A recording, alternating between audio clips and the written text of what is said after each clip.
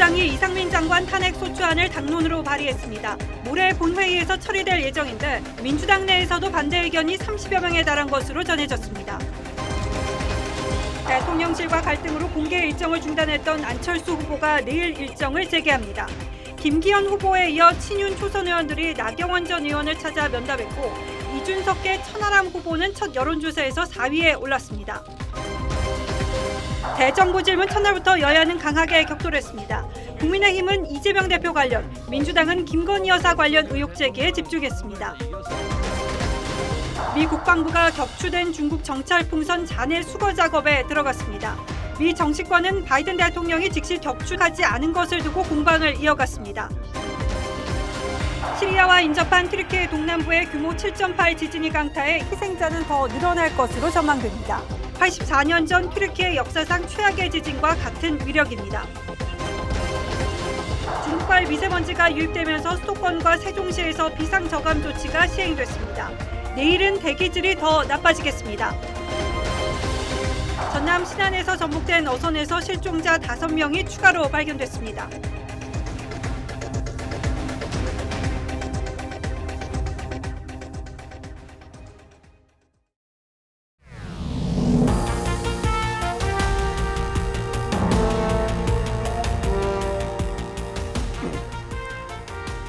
시청자 여러분 안녕하십니까? 뉴스9의 신동욱입니다.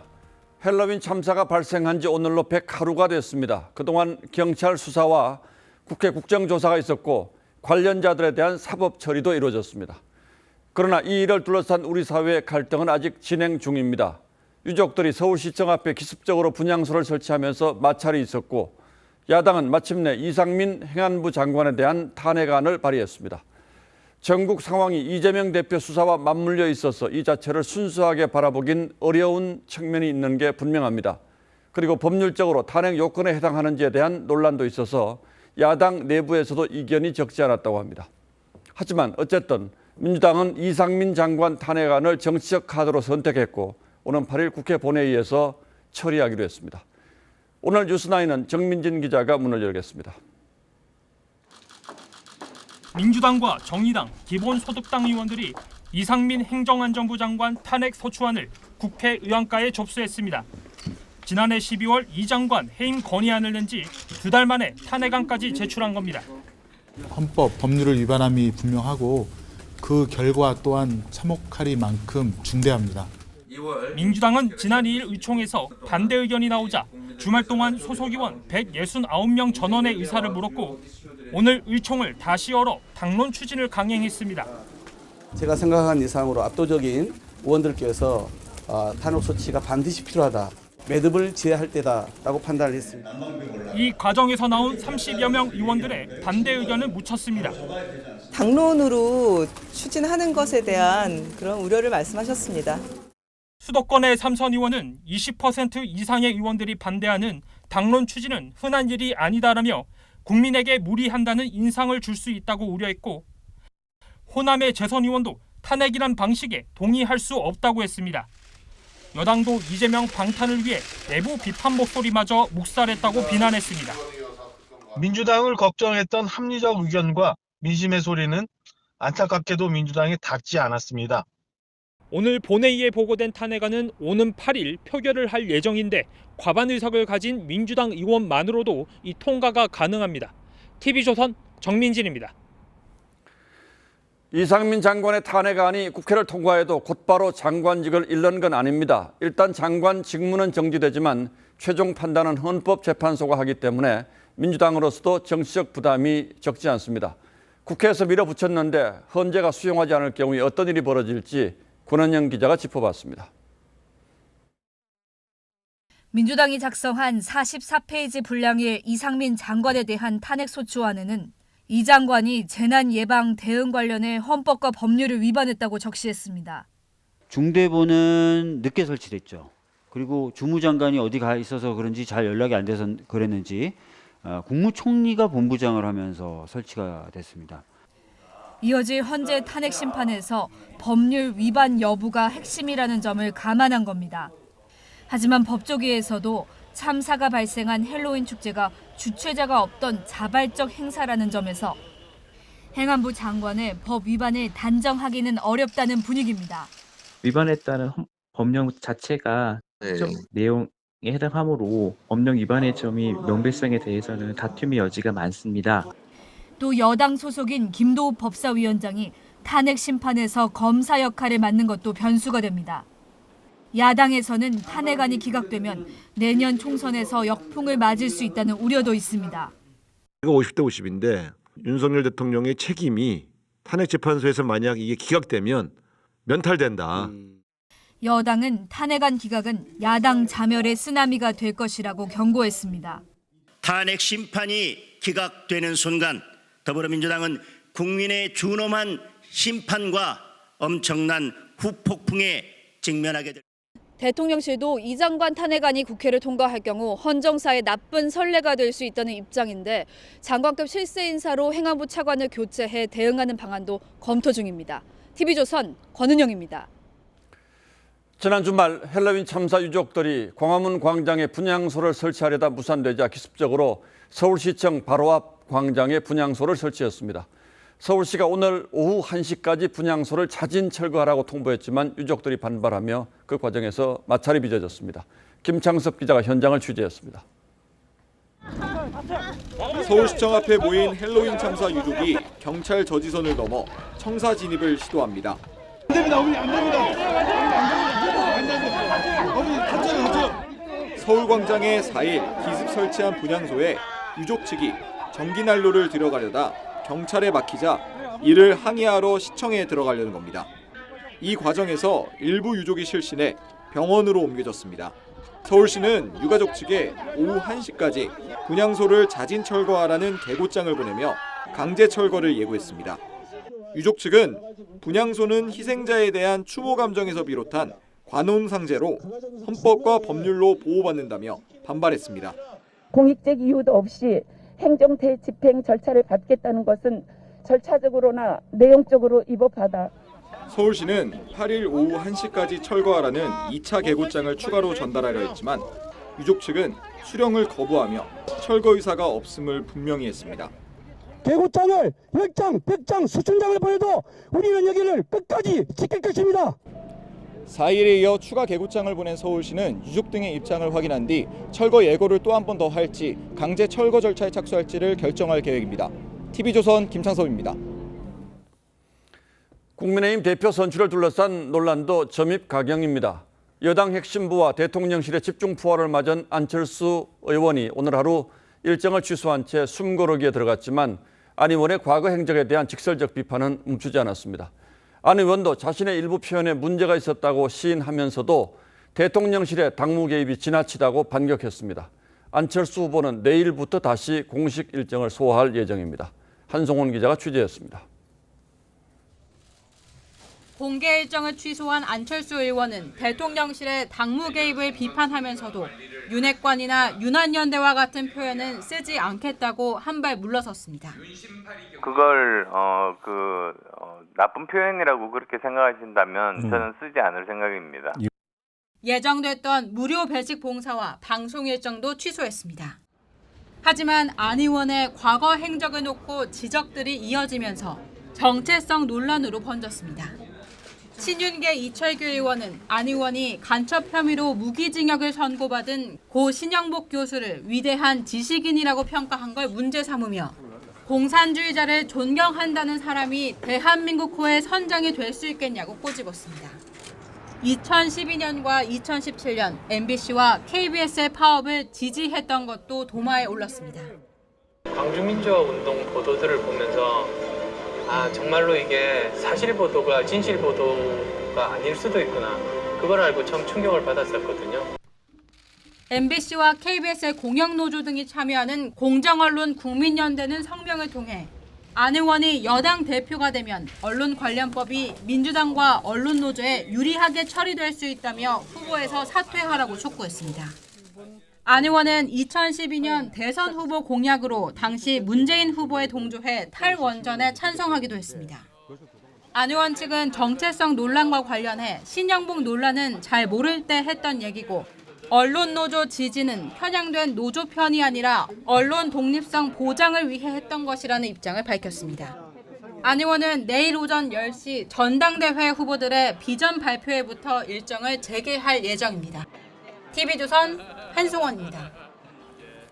또 다른 당권 주자인 김기현 의원은 나경원 전 의원과의 연대에 공을 들이고 있습니다. 나 전 의원의 당권 도전 움직임에 비판 성명을 냈던 초선 의원들이 나 전 의원의 지역구 사무실을 찾아가 설득에 나섰고 친윤 그룹에서는 장제원 의원이 나섰습니다. 김기현 후보 측 입장에선 사정이 그만큼 절박하다는 뜻이기도 한데 오늘 발표된 여론조사에서는 친 이준석계 천하람 후보의 약진이 눈에 띄었습니다. 국민의힘 경선이 이렇게 매우 복잡 미묘한 양상으로 전개되면서 그 결과를 예상하기 어렵게 됐습니다. 보도에 황병준 기자입니다. 나경원 전 의원을 비판하는 집단 성명에 참여했던 초선 의원 9명이 서울 동작구에 위치한 나 전 의원 사무실을 찾았습니다. 윤석열 정부의 성공을 위해서 또 당의 어떤 발전을 위해서 협력할 수 있는 방법을 찾겠다고 하셨습니다. 나 전 의원과 갈등을 빚었던 장제원 의원도 함께 손잡고 갔으면 좋겠다고 말했습니다. 비온 뒤에 땅이 굳는다고 이런 과정들이 분열이 아니라 하나가 될 수 있는 과정이 됐으면 좋겠고요. 윤석열 정부의 성공을 위해서 함께 손잡고 갔으면 좋겠습니다. 김기현 의원이 어제 휴가 중인 강릉까지 찾아가 나 전 의원을 만난 데 이어 당 주류도 김나 연대에 힘을 실은 겁니다. 정통성과 뿌리를 같이 하는 사람들끼리는 여러 가지 논란도 있더라도 그것을 얼마든지 극복할 수 있는 그런 공동의 기반을 나 전 의원도 이번 주 중에 김 의원을 지지할 거란 관측이 나오고 있습니다. 당권 주자인 윤상현 의원은 문재인 전 대통령 사저 인근에서 1인 시위를 했고 조경태 의원은 경남을 찾아 당원들을 만났습니다. 후보 등록 이후 처음 집계된 여론조사에서 안철수, 김기현 의원은 5차 범인의 접전이었고 여론조사에 첫 등장한 이준석계 천하람 위원장이 컷오프 통과가 가능한 4위권에 올랐습니다. 안철수 의원이 주류에 편승하려고 했잖아요. 굉장히 좀 기회주의적으로 간보는 정치 아닌가. 최근 윤심 논란을 거치며 안 의원 상승세가 다소 꺾였고 안 의원 지지층 일부가 천 위원장으로 갔다는 분석이 나옵니다. TV조선 황병준입니다.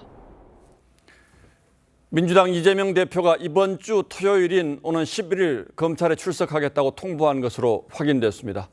지난달 28일 이후 2주 만이고 이번이 세 번째 소환 조사죠. 하지만 검찰은 수사받는 피의자가 마음대로 소환 일정을 정하는 건 적절치 않다며 더 빨리 나와달라는 입장인 걸로 알려졌습니다. 그러나 내부적으로는 11일 소환 조사를 염두에 두고 준비에 들어갔습니다. 보도에 송민성 기자입니다.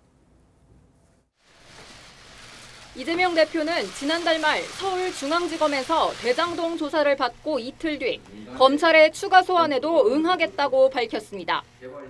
모욕적이고 부당하지만 패자로서 오라고 하니 또 가겠습니다.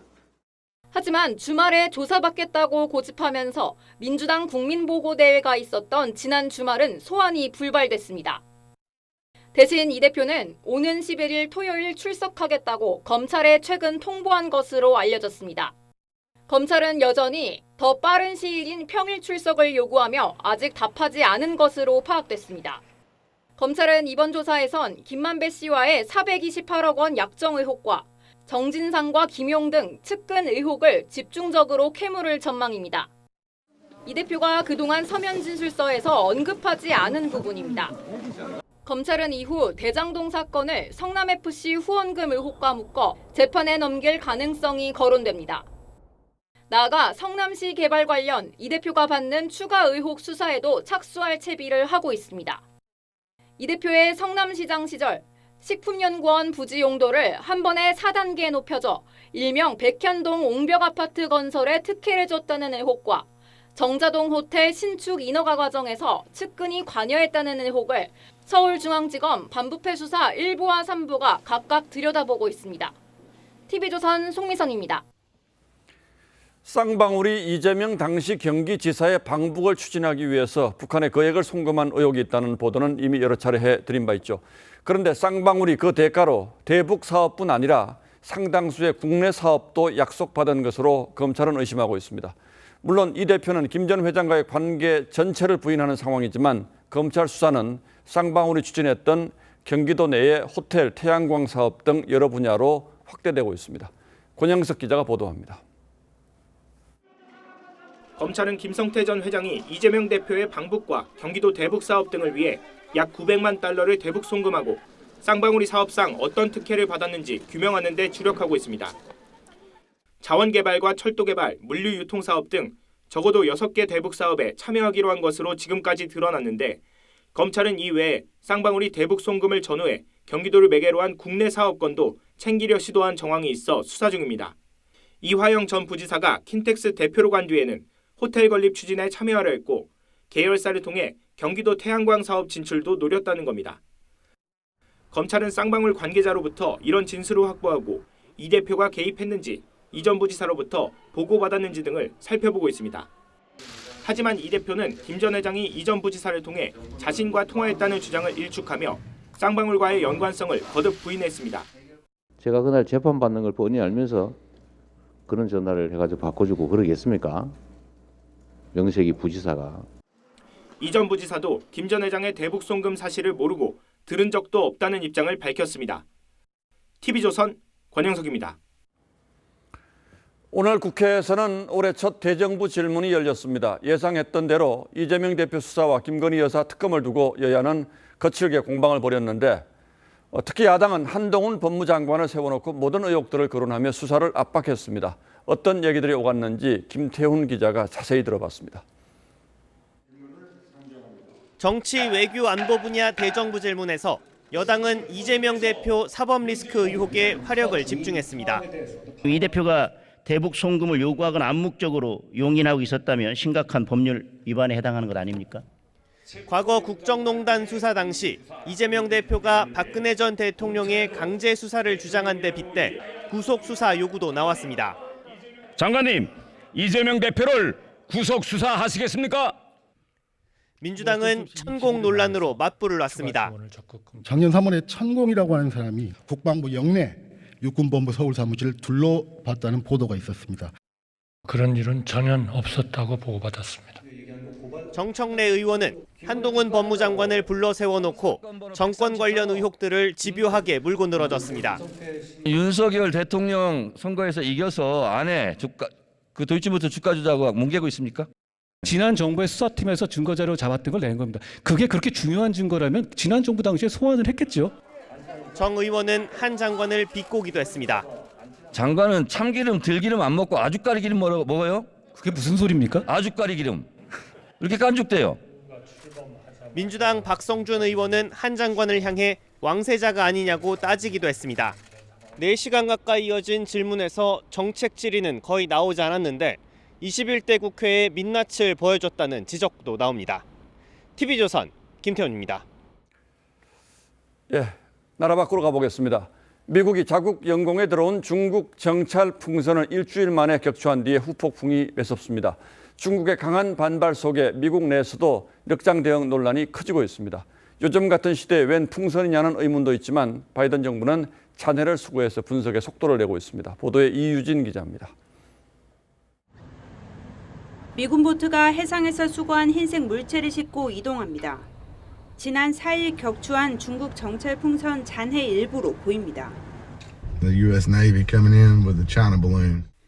미국은 해군 특수 잠수부까지 동원해 바닷속에 떨어진 잔해를 찾고 있습니다. 이를 분석해 중국이 정찰 목적으로 보낸 것이란 걸 증명하겠다는 겁니다. 미국 정치권에선 정찰 풍선 관련 공방이 뜨겁습니다. 바이든 정부는 민간인 안전을 보장한 적절한 대응이었다는 입장입니다. The president called for this to be dealt with in a way that balanced all of the different risks. That's exactly what happened. 반면 공화당은 알래스카에서 처음 발견됐을 때 격추하지 않아 국민들을 위험에 노출시켰다며 총공세에 나섰습니다. 공화당이 다수를 차지한 하원은 늑장 대응을 규탄하는 결의안 표결을 벼르고 있고 상원은 오는 9일부터 관련 청문회를 예고했습니다. He allowed a full week for the Chinese to conduct spying operations over the United States over sensitive military installations. 궁지에 몰린 바이든 대통령은 국정연설에서 대중국 강경 기조 입장을 밝힐 예정인데 미중 관계는 시계 제로에 빠져들고 있습니다. TV조선 이유진입니다. 보신 것처럼 미중 관계가 풍선 하나 때문에 다시 위기에 몰리게 됐습니다. 중국이 이걸 띄운 의도가 뭔지, 이 안에는 대체 뭐가 들어있었는지 홍영 기자와 따져보겠습니다. 자, 홍 기자, 미국이 격추한 풍선이라는 게 정말 이렇게 풍선처럼 생긴 겁니까? 네, 먼저 하늘에 떠 있는 풍선을 아래에서 올려다본 사진입니다. 예. 둥근 달 같은데 아래에 패널 같은 게 보이죠. 밑에서 봤을 땐 작은 원이지만 실제 지름은 30m가 넘는 것으로 추정됩니다. 버스 석대를 붙여놓은 곳과 비슷한 폭입니다. 아래쪽에는 태양광 발전 패널과 정보를 수집하는 레이더 그리고 열화상 카메라가 달려 있습니다.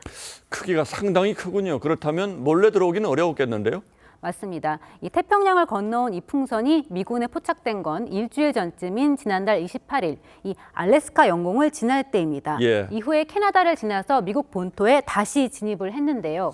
문제는 이 풍선의 경로에 미국의 핵심 군사 시설들이 있다는 점입니다. 이 몬태나주만 해도 대륙간 탄도미사일을 운용하는 공군 부대가 있는데요.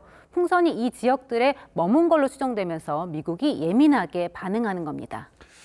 그러나 중국은 기상 관측용 풍선이 궤도를 이탈한 것이다 이렇게 지금 주장하고 있는 거죠? 네, 그렇습니다. 하지만 외형상 기상 관측용으로 보기는 어렵다는 게 이 전문가들의 분석입니다. 기상 관측용은 보통 지름이 2m 정도인데 예. 이 풍선은 그런 용도로만 쓰기에는 너무 크다는 겁니다. 이 사진을 보면 과거에도 군사 목적으로 풍선을 많이 활용했습니다. 세계 1, 2차 대전과 냉전 시대에도 활발하게 쓰이던 오래된 정찰 기술입니다. 예, 그렇군요. 그러나 위성에서 자동차 번호판도 식별한다는 세상인데 지금 이런 세상에 풍선으로 정찰한다는 게 잘 이해는 되지 않습니다. 네, 그런데 이 풍선이 가지는 이점들이 있습니다. 이 고도가 여객기나 전투기보다는 높아서 넓은 범위를 정찰할 수 있고 또 인공위성보다는 지상에 가까이 날아서 목표물 정보 수집에 유리합니다. 또 속도가 느린 대신 목표 지점에 조용히 오래 머물 수 있다는 것도 장점입니다. 예. 무엇보다 한 번 쏘는데 수천억 원씩 드는 인공위성에 비해서 가성비가 좋습니다.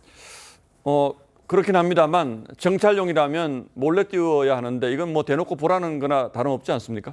네, 맞습니다. 그래서 염탄보다는 이 떠보기, 흔들기용이라는 분석이 나옵니다. 이 미국의 대응 능력을 시험하거나 미국인들에게 일종의 경고 메시지를 보내려는 의도라는 겁니다. 전문가들은 서울 상공을 휘젓고 다녔던 북한의 무인기와 비슷한 양상이라고 지적했습니다. 예. 정찰 위성이 10cm까지도 지상의 물질을 찍어낼 수 있는 능력이 있어요. 그럼에도 어쨌든 미국 영공 또 영토를 침공해보는 그런 군사적인 형태의 새로운 시도는 해봤다라는 의미가 더 크지 않을까. 네, 미국이 풍선을 격추하자 중국 정부는 미국이 무력으로 민간 비행선을 기습했다면서 외교 라인을 통해서 공식 항의했습니다. 예, 미국은 미국대로 중국은 중국대로 이런 반응을 보이는 데는 다 이유가 있겠습니다만 또 한편으로는 그냥 해프닝일지도 모르겠다 이런 생각도 드는군요. 예, 홍영 기자 잘 들었습니다.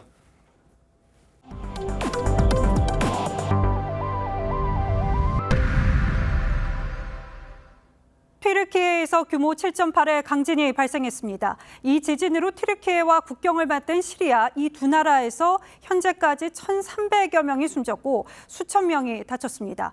지진이 새벽 시간 발생한 데다가 이 해당 지역에 건물도 많아서 피해 규모를 키웠습니다. 희생자는 더 늘어날 것으로 전망됐습니다. 튀르키예 대통령은 국가 비상사태를 선포하고 국제사회의 도움을 요청했습니다. 먼저 최연희 기자입니다. 건물 안이 세차게 흔들리고 천장의 유리잔들이 바닥으로 떨어져 산산조각납니다. 심해지는 진동에 유리 파편이 사방에서 흩날립니다. 같은 시각 공항에선 여행객들이 밖으로 빠져나오느라 혼비백산입니다. 현지 시간 새벽 4시 17분쯤 튀르키예 남부 산업도시 가지안테프 인근에서 규모 7.8의 강진이 발생했습니다. 튀르키예에서만 최소 912명이 숨졌고 국경을 맞댄 시리아 북서부 지역에서도 500명에 달하는 사망자가 나왔습니다. 두 나라를 합쳐 최소 1,300여 명이 숨지고 수천 명이 다친 것으로 집계됐습니다. 이집트와 이라크, 이스라엘 등에서도 지진이 감지될 정도로 강력했습니다. 이탈리아 해안에도 한때 쓰나미 경보가 발령됐습니다. 우리 국민 피해는 아직 확인되지 않았습니다. 튀르키예는 즉각 비상사태를 선포했습니다. Ve şu anda Türkiye'nin birçok noktasından arama kurtarma ekipleri 규모 6.7의 여진을 포함해 수십 차례 흔들림이 감지됐고 건물도 1,700여 채가 부서져 사상자 수는 계속 늘고 있습니다. 강추위와 폭풍으로 구조 작업에도 어려움을 겪는 것으로 알려졌습니다. Northwest Syria now it's disaster area. We need help from everyone.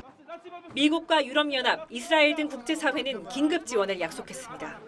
TV조선 최원입니다. 이번 튀르키예 강진은 84년 전 역대 최대 규모 지진과 같은 위력입니다.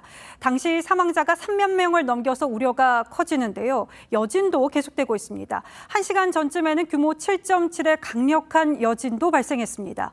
튀르키예에서 유난히 강한 지진이 빈번하게 발생하는 건 지리적 특성 때문입니다. 황정민 기자가 자세히 설명하겠습니다. 이번 강진은 인구 213만 명, 튀르키예에서 6번째로 큰 남부 광역도시 가지안테프를 덮쳤습니다. 시리아와 국경을 맞대고 있어 지난 2011년부터 추산할 수 없을 만큼 많은 규모의 시리아 난민들이 몰려든 곳이기도 합니다. 지진에 취약한 환경에 놓인 사람들이 많아 사망자가 최대 10,000명에 달할 수 있다는 관측까지 나옵니다.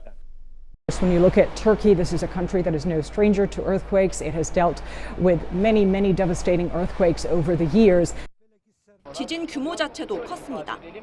지난 1939년 3만 3천여 명의 사망자와 10만여 명의 부상자를 낸 역대 최악의 지진과 동일한 규모를 기록했습니다. 유독 큰 규모의 지진이 자주 일어나는 건 튀르키예가 4개의 지각판이 교차하는 아나톨리아 단층대에 있기 때문입니다. Slip zone, some are referring to it as the Anatolian, contributed to this seismic earthquake that occurred here that is so powerful. 튀르키예에선 최근 25년 동안 규모 7.0 이상의 강진이 7차례나 발생했는데 1999년 대지진 때도 17,000명 이상이 사망했습니다. TV조선 황정민입니다. 전남 신안에서 어선이 전복된 지 사흘째입니다. 오늘 어선 내부에서 실종 선원 5명이 발견됐습니다. 지금은 남은 실종자 4명을 찾기 위한 야간 수색이 진행 중입니다. 현장 취재기자 연결합니다. 자, 정아람 기자, 오늘 발견된 실종자가 모두 선박 내부에서 발견됐죠. 발견 상황부터 전해주시죠. 네, 오늘 새벽 3시 20분쯤 수중 수색팀은 기관실에서 첫 실종자를 찾았습니다. 심정지 상태였는데 신원 확인 결과 기관장인 64살 김모 씨인 걸로 확인됐습니다. 8시간이 지난 오전 11시 40분과 12시쯤 기관실 위쪽 침실에서 또 다른 실종 선원 2명이 발견됐습니다. 오후 4시 30분과 5시 46분에도 기관실 근처에서 실종자 2명이 추가로 나왔습니다. 오늘 하루 실종자 9명 가운데 5명을 찾았지만 안타깝게도 모두 심정지 상태였습니다. 네, 이렇게 되면 이제 남은 실종자는 4명이죠. 야간 수색은 어떻게 진행되고 있습니까? 네, 해경은 지금 이 시간에도 조명탄을 쏘며 야간 수색을 진행하고 있습니다. 함정 67척과 비행기 8대가 투입돼 해상을 수색하고 있는데요. 해경 구조대도 지금 계속 철야 수중 수색을 진행 중입니다. 선박 인양 작업도 빨라지고 있습니다. 지금 이 시간 예인선이 선박의 줄을 연결해 16km 떨어진 대여사도로 이동 중입니다. 조류가 빨라 인양이 어렵자 인근 섬으로 배를 옮기는 건데 내일 새벽 5시쯤 섬에 도착해 인양 시기를 검토할 예정입니다. 해경은 선박 인양을 마친 뒤 기관실 등 선박 CCTV를 수거해 사고 원인과 경위를 조사할 방침입니다. 실종자 가족들은 오늘 해경 함정으로 사고 해역을 찾아 한시라도 빨리 수색이 마무리되길 기원했습니다. 목포 해양경찰서에서 TV조선 정아람입니다. 추위가 물러난 자리에 중국발 미세먼지가 찾아왔습니다. 오늘 수도권과 세종시의 초미세먼지가 종일 나쁨 수준을 보이면서 공사장 운영 시간이 제한되는 등 비상 저감 조치가 시행됐습니다. 내일은 오늘보다 대기질이 더 나빠질 전망입니다. 윤수영 기자입니다. 건물 사이로 안개가 낀 듯 공기가 뿌옇고 하늘도 탁합니다. 모처럼 남산을 찾은 시민들은 답답하고 목이 아픕니다. 뭐가 있는지 잘 안 보여서 좀 답답해요. 마스크 쓰고 다니긴 하지만 많으면 목 아프고 하니까. 야외 활동도 축소됐습니다. 대기질이 악화되자 서울광장 스케이트장은 운영 중지 안내문을 붙이고 출입을 통제했습니다. 오늘 서울과 수도권, 충청권의 미세먼지, 초미세먼지는 모두 나쁨을 기록했습니다. 이들 지역에 비상 저감 조치가 시행되면서 5등급 경유차 운행이 제한됐고 먼지 배출이 많은 사업장과 공사장의 운영 시간도 단축됐습니다. 주말 동안 중국에서 유입된 미세먼지가 대기 정체로 빠져나가지 못하고 머물며 공기질이 더욱 나빠졌습니다. 유입된 국외 미세먼지가 오늘까지 이어진 대기 정체로 국내 발생 미세먼지와 함께 축적되면서 대기 정체가 계속되는 데다 중국발 미세먼지가 추가 유입될 전망이어서 내일은 오늘보다 더 나빠집니다. 호남 지역까지 미세먼지 나쁨이 확산되고 비상저감 조치 발령 지역도 강원 영서와 충청권 전역으로 확대됩니다. TV조선 윤수영입니다. 실형을 선고받은 조국 전 장관에 대해 서울대가 징계 절차 논의에 착수했습니다. 딸 조민 씨는 유튜브 방송에 나와서 자신은 떳떳하다고 항변했습니다. 또 SNS 활동도 재개하면서 하고 싶은 것이 점점 많아지고 있다고 덧붙였습니다. 윤서 기자입니다. 조국 전 장관에게 자녀 입시 비리 혐의 등으로 징역 2년 실형을 선고한 서울중앙지방법원. 재판부는 판결문에서 조 전 장관이 여전히 잘못을 인정하지 않고 반성하지 않는다고 질타했습니다. 그러면서 대학 교수 지위를 이용해 두 자녀 입시에 수년간 같은 종류의 범행을 반복했고 시간이 갈수록 과감해졌다며 민정수석 지위에서 장학금 명목으로 돈을 반복해 받은 것도 책임이 가볍지 않다고 덧붙였습니다.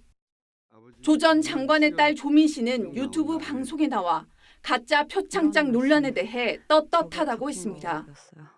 저는 떳떳합니다. 부끄럽지 않게 살았고요. 표창장으로 의사가 될 수는 없습니다. 검찰과 정치권, 언론이 자기 가족에 가혹했다고도 주장했습니다. 본인들은 스스로에게 아니면 그들의 가족들에게 똑같은 잣대를 적용하는지 자질이 충분하다고 들었습니다. 서울대는 조 전 장관 재판 결과가 나오자 징계 절차에 착수했습니다.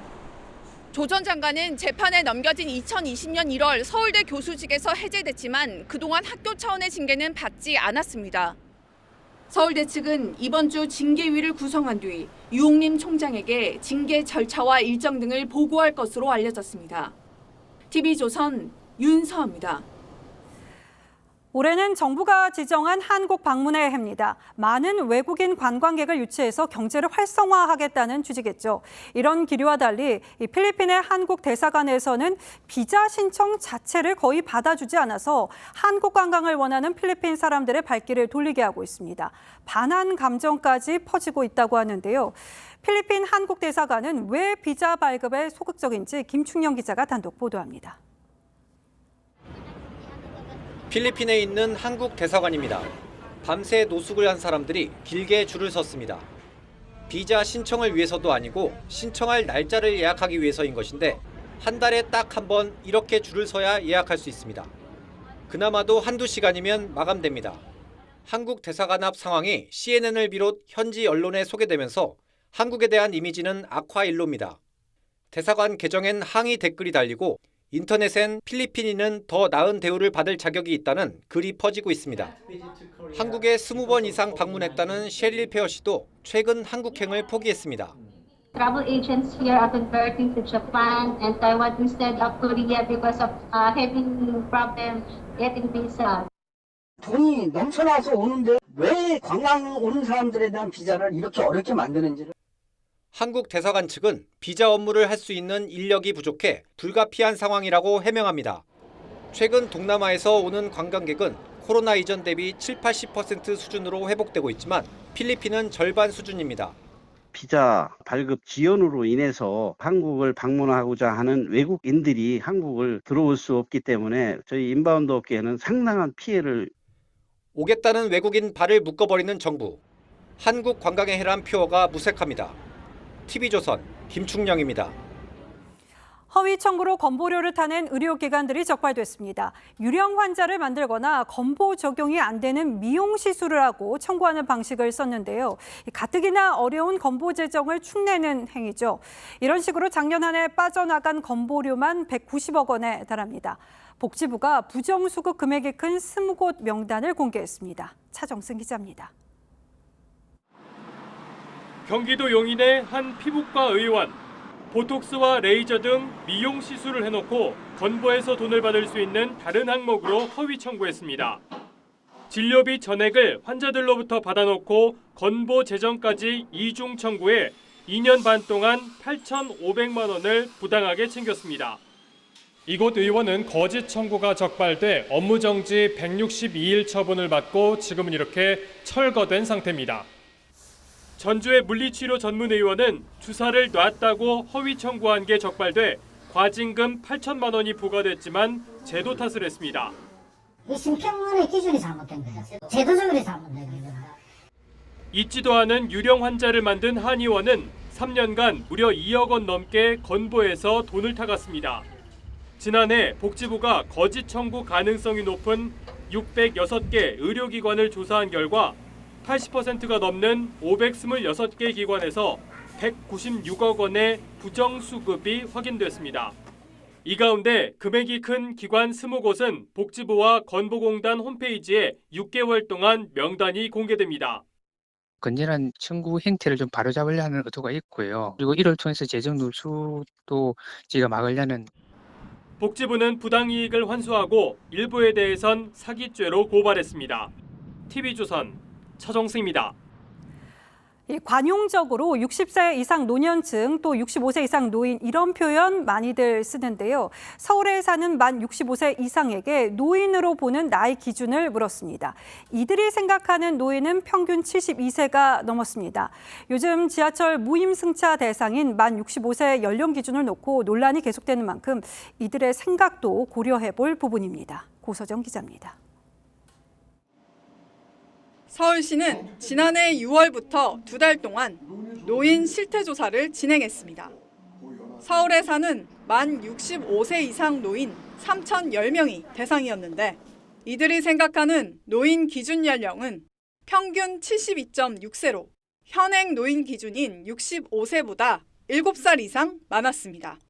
지난 2016년부터 2년 주기로 이뤄진 4차례 조사에서도 최소 71세부터 최대 73.4세까지 모두 70세를 웃돌았습니다. 65세 정도는 청년 같은 느낌이 들지 않아요. 그래서 한 70세로 노인 연령을 높여 잡았으면 좋겠다. 지난해 서울 지하철의 노인 무임 승차는 1억 9,600만 건에 이르는데 노인 연령 기준이 70세로 바뀌면 1년에 1,500억 원 넘게 적자가 줄어듭니다. 몇 천억씩 손해를 보는데 그러면 그 지하철이 결국은 65세 노인네들 때문에 그 지하철이 멈춰야 되느냐 이거야. 그건 아니잖아요. 줬으면 다시 뺏는 그런 법은 있을 수가 없어요. 차비 아깝다고 집에만 있으면 오히려 의료보험비가 더 나갈 수가 있어요. 서울시는 정부의 손실 지원을 주장하고 기재부는 지자체가 스스로 해결할 사안이라고 맞서는 상황입니다. 보건복지부는 각 지자체가 법 개정 없이 노인 기준 연령을 조정할 수 있는지에 대한 유권 해석을 법제처에 의뢰할 방침입니다. TV조선 고서정입니다. 정부와 여당이 화물차 운송시장에 오래된 나쁜 관행을 뿌리뽑기 위한 개편안을 내놨습니다. 논란이 됐던 안전운임제 대신 표준운임제를 도입하고 운송은 하지 않은 채 화물차 면허 장사로 불로소득을 챙기는 지입 전문 업체는 퇴출시킬 계획입니다. 표준운임제는 어떻게 다른 건지, 안전운임제의 대안이 될 수 있는 건지 정수양 기자가 자세히 알아봤습니다. 지난해 11월부터 보름간 진행되며 3조 5천억 원의 피해액을 남긴 화물연대 총파업. 당시 파업의 불씨는 안전운임제였습니다. 안전운임제 계약 시도 중단, 일몰제 폐지, 전차종 전 품목 확대. 하지만 정부의 강경 대응에 파업은 소득 없이 끝났습니다. 정부는 시행이 종료된 안전운임제는 폐지하고 대안으로 표준운임제를 내놨습니다. 화주에게도 운임계약을 강제했던 안전운임제와 달리 표준운임제는 화주와 운송사 간 운임에 강제성을 두지 않고 화주에 대한 처벌도 사라집니다. 이에 대해 화물연대는 대기업 화주만 대변하는 편향적인 계약안이라고 반발했습니다. 정부는 또 화물업계의 뿌리 깊은 악습인 지입제에도 칼을 빼들었습니다. 지입제는 개인 차주가 운송사에 차량을 등록하고 회사에서 일감을 받은 후 보수를 받는 제도인데 지입 전문 업체는 번호판 대여 명목으로 차주에게 수천만 원을 받는 소위 번호판 장사를 해왔습니다. 차주들에게 돌아가야 될 노동의 몫을 중간에서 뽑아가고 이를 화주와 소비자인 국민에게 전가하고 있는 이 비정상적인 기생구조를 타파해야 되겠다. 당정은 운송 기능 없이 사용료만 불로소득으로 챙겨온 지입 전문 업체들을 대대적으로 퇴출시키고 차주에게 일감을 주지 않는 운송사는 감차 처분할 방침입니다. TV조선 정수양입니다. 예, 요즘 대형마트, 편의점, 재래시장 할 것 없이 직접 가보시면 물가가 얼마나 올랐는지 실감하실 겁니다. 아이들 좋아하는 아이스크림부터 빵, 생수에 이르기까지 안 오르는 게 없습니다. 그렇다면 식품업계는 재미를 받느냐 하면 그렇지도 않습니다. 오른 물가에 소비자들이 지갑을 닫으면서 결국 식품산업 전체가 쪼그라들었습니다.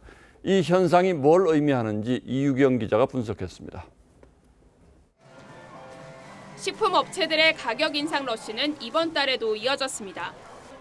빼빼로와 꼬칼콘이 1,500원에서 1,700원으로 올랐고 메로나와 비비빅 등도 1,000원에서 1,200원으로 20% 인상됐습니다. 식품업체들은 원부자재 인상으로 어쩔 수 없이 가격을 올렸다고 입을 모읍니다. 원재료부터 해서 포장재 같은 원부자재 그냥 전반적으로 다 가격이 급등했고요. 물류비, 기름값 이런 전반적인 생산 관련 비용이 모두 다 좀 많이 올라서 하지만 자고 일어나면 오르는 물가에 소비자들은 지갑을 닫기 시작했습니다. 좀 덜 사죠. 한 개라도 조금 적게 사는 편이고 그리고 또 알뜰 코너에 또 뭐가 있나 좀 더 보게 되고. 실제로 식품산업 경기 상황을 보여주는 지수는 지난해 4분기 87.4로 전분기보다 7.3포인트 하락했습니다. 제품값을 올린 탓에 매출이 늘며 지난해 3분기까지 상승세였지만 고금리의 경기 침체까지 맞물리면서 가격 인상이 역효과를 낸 겁니다. 1년에 2번 올린 그런 업체도 있고 또 올린 비율도 굉장히 높잖아요. 궁극적으로 계속적으로 매출이 증가되는 효과는 거두기가 어려울 것이다. 가격 인상이 소비 심리 위축으로 부메랑이 돼 돌아오면서 물건값을 올리는 데만 매달리던 식품업계도 가격 정책을 재고하지 않을 수 없게 됐습니다. TV조선 이유경입니다. 창원 간첩단 사건 관계자 4명이 북한 공작원 지령을 받고 활동한 혐의로 지난주 구속됐다는 소식 앞서 전해드렸는데요. 이 조직의 수도권 거점 핵심 인물들이 민주노총 소속인 것으로 파악됐습니다. 이들은 별도의 시민단체를 만들어서 반미, 반보수 활동을 해온 것으로 전해졌습니다. 이채림 기자가 단독 보도하겠습니다. 서울 성동구의 7층짜리 건물. 3층 간판에 통일로와 5.18 민족통일학교라고 적혀 있습니다. 창원 간첩단 사건 주범 김모 씨가 운영하던 전남 담양의 5.18 민족통일학교의 서울집으로 시민단체인 통일로 역시 5.18 민족통일학교에서 파생된 조직입니다. 2019년에 조직된 통일로는 이곳 건물에 사무실을 두고 국가보안법 폐지운동과 윤석열 대통령 규탄 집회 등에 참여해왔습니다. 방첩당국은 창원 간첩단이 경남 창원과 제주, 전북 전주 외에도 수도권에서 통일로를 기점으로 활동해온 것으로 보고 있는데 이들의 반미 반보수 활동이 북한의 지령에 따른 것일 가능성을 조사하고 있습니다. 단체 대표인 A씨는 민노총 우체국본부 부위원장이고 공동대표인 B씨도 민노총 노조원인 것으로 파악됐습니다. 지난달 국정원이 국가보안법 위반 혐의로 민노총 본부를 압수수색한 데 이어 간첩단 사건에 민노총 간부가 연루된 건 2번째입니다. A씨는 TV조선과의 통화에서 통일로 활동은 민노총과는 별개라고 주장했습니다. TV조선 이채리입니다.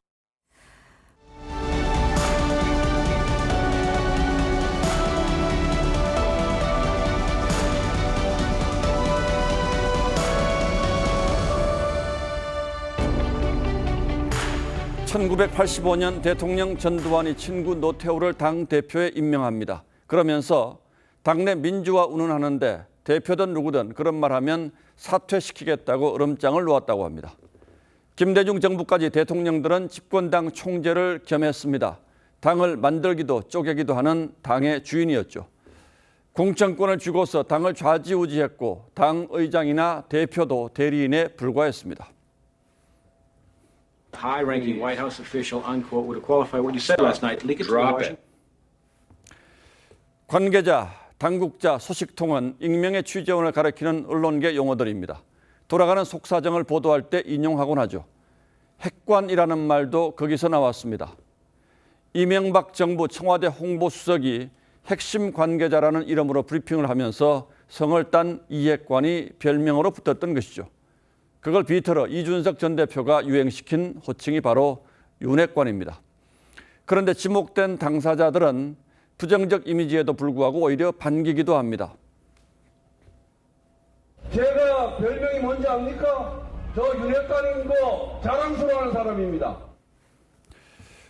나경원 전 의원을 둘러싼 국민의힘 내분 사태가 봉합된 지 보름도 안 돼 안철수 의원이 윤핵관 논란에 휩싸여 대표 경선판이 살벌해졌습니다.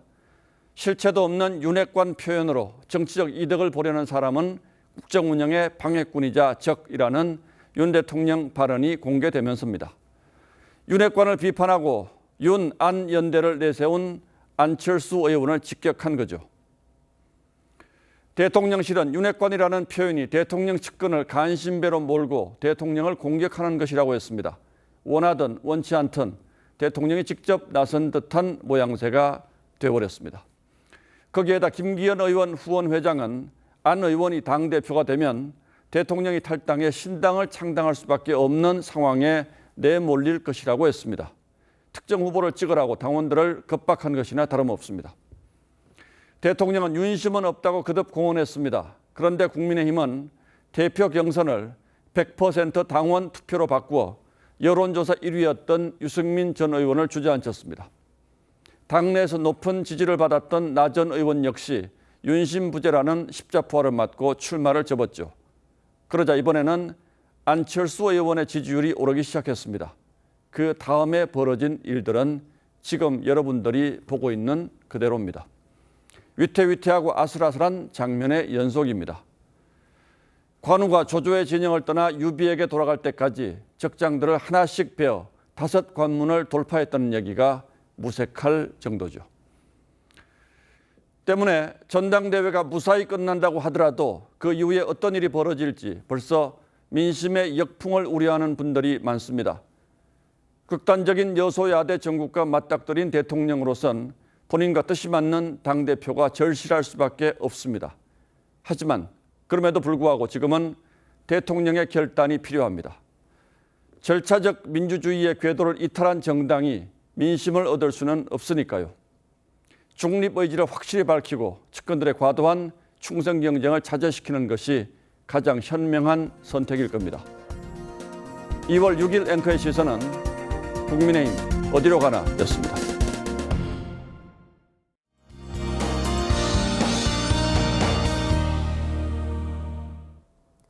오늘 오전 서울 남산에서 바라본 모습입니다.